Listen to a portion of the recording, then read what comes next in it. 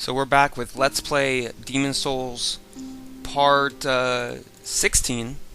Made it back to the Nexus after freeing Saint Urbane, and then also Patches the Hyena, the guy that kicked us into that pit. He appears in the Nexus as well. Well, I remember you. I'm glad I found you. I found some really nice trinkets. Well, we've been long acquainted, so I'm willing to part with them at a special price. But only if you buy today. So he sells some of the high-end healing items, some Shard of Archstones. The further you get in the game, he carries a variety of different items. The prices he gives aren't too reasonable, so usually don't buy anything from him. He offers to sell you a fragrant ring early on for the low price of 50,000 souls. Well, do as you please, but you may yet regret refusing my offer. Yeah.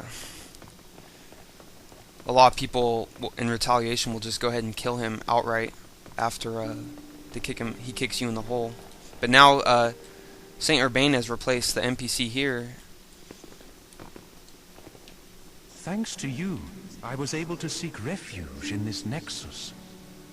Now I stay here and pray, along with my disciples, for the heroes facing the demons. If you wish for benevolent protection in your fight against the demons, then bring me demons so I will cleanse them. Alright, so now you can learn miracles from him. You can get cure with the wriggling demon soul, which is it's an antidote for any type of calamity that you may get cast on you. And then actually the one I'm going to get here is regeneration. I'm going to turn in the swollen demon soul, which is the soul from the adjudicator I just killed. And then you can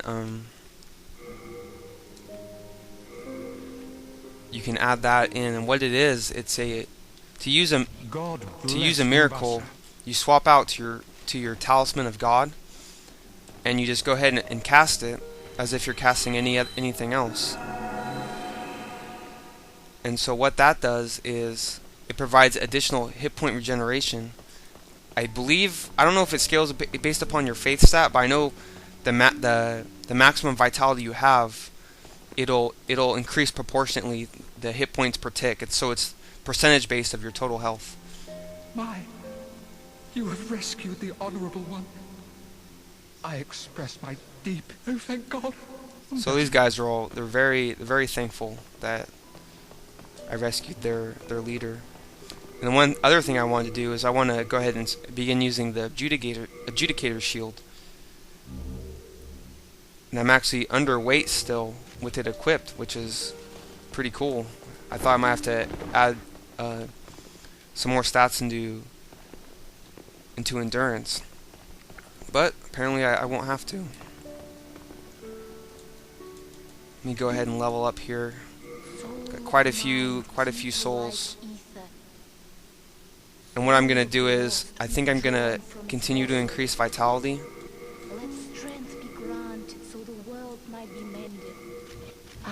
To make the best use of my hit point regeneration.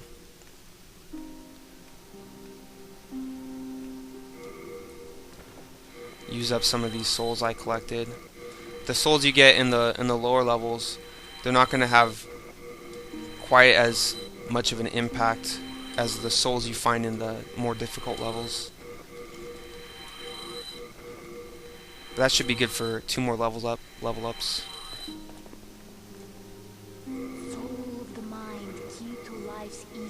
Alright, so I have 28 vitality and 30 faith. And we are about ready to go into the next world. I think I'm going to do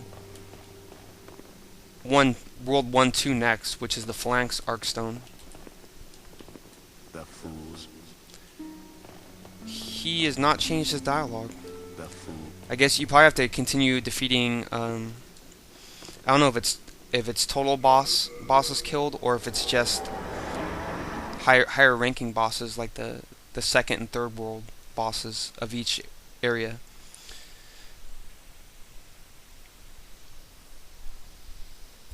But so far so good. Making some real progress. To cast miracles, it does cost mana. This is the first time I've used a mana spell in this game. But you can use the fresh spices and old spices to replenish your hit points. Or I'm sorry, your magic points. It's not too big a deal considering I haven't really used anything this entire time. So this is continuing on where we fought the very first boss of the game. You've got some slimes here. It's interesting that because I'm using the large sword of moonlight, you can actually attack straight through their shield guard now with no damage mitigation.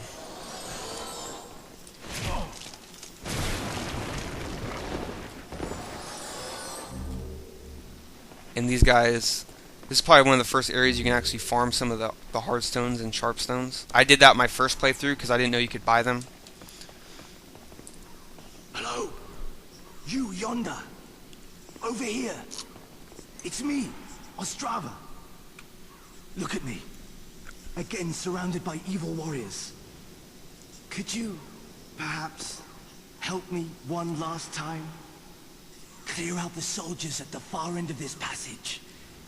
The Lord's path, just down yonder, has degenerated into a feeding ground for flying dragons. Have your wits about you. Alright, so it seems Ostravia has gotten himself captured once again, or at least cornered. But he does give you a hint that there's dragons around here, so very, very interesting. Just gonna go ahead and clear out the last two slimes in here.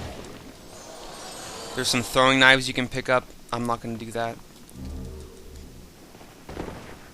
And then one more item.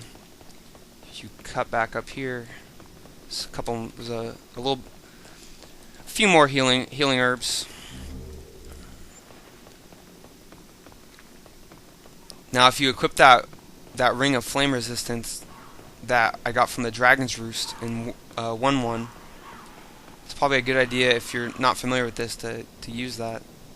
But you see some. Whoa! And that is what you call the return of the red dragon. There are some corpses here, so you know that's about the limit you can go. But what you want to do is, if you just sprint as soon as he makes his pass by, you can make it all the way to this tower, and that's the end of his attack run.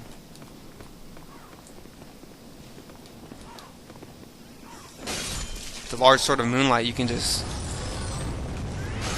attack right through their shields. Very satisfying. A couple of archers up here.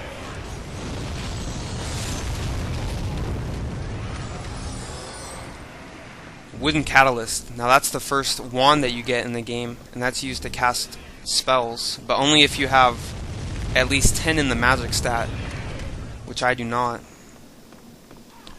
One thing cool to do here is if you decide to continue on going up top, the dragon will make another. He'll continue to swoop down on each of these proceeding sections,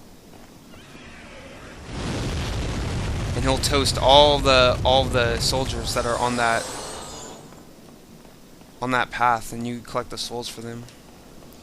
But what you can actually do here is, if you go underneath, you can go and rescue Ostrava, and you can go down the opposite end of the tunnel and not have to dodge the flying dragon.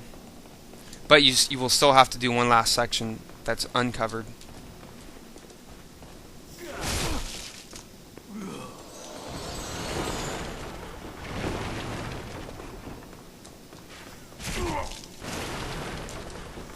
It's more of the same enemies in this area. You have the soldiers returning that you had in the first level. Take them out pretty handily.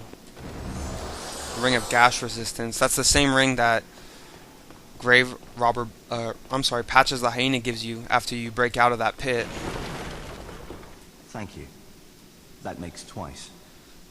Thanks to you, I can now forge ahead. This is a token of my gratitude. Please accept it.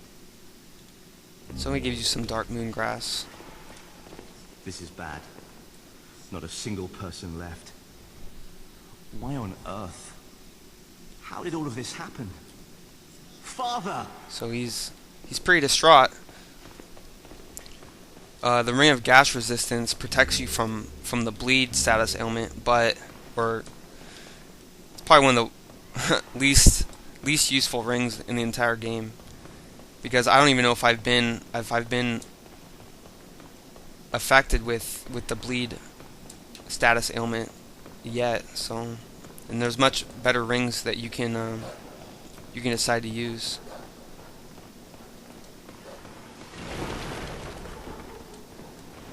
There's a couple of dredgelings they use to ambush you with. And then one thing to note is that there are some pitfalls underneath this passageway, and so try not to fight around those, because when you're evading, you can easily fall off. Some more wolves.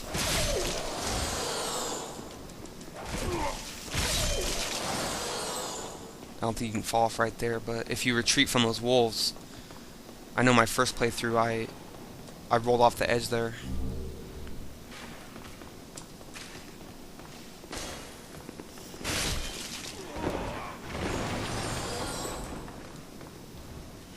We meet again, Fance. Hope you find something. Alright, and this is the dredgeling NPC from the first section. Makes an appearance. He sells you a few healing items. The same plate armor from before. But now he carries a claymore, and then that's a pretty good weapon. 6,000 souls, but odd times, eh? I'm sure you'll turn things around. it has a large sword attack animation similar to my animation. It has very long range, wide breadth.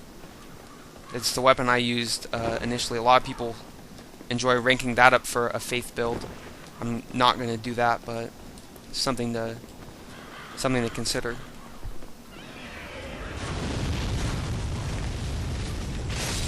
And then right here, you have the compound short bow. Not quite as good as the long bow from 4.1, but depending on which level you do first, you can get a different. You can get a bow earlier. Oh yeah, slice and dice. And so this is the last section.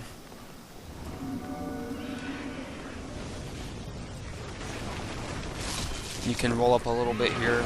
Once again, look for the charred remains. That'll be the. Oh, I'm stuck behind this dead horse. You have to wait for the dragon to make another pass. You can see him coming, so you kind of know where to go.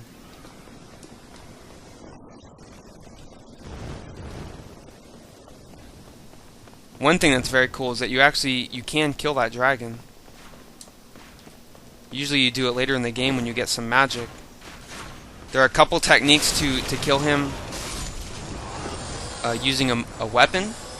I've never done that, but it's an option.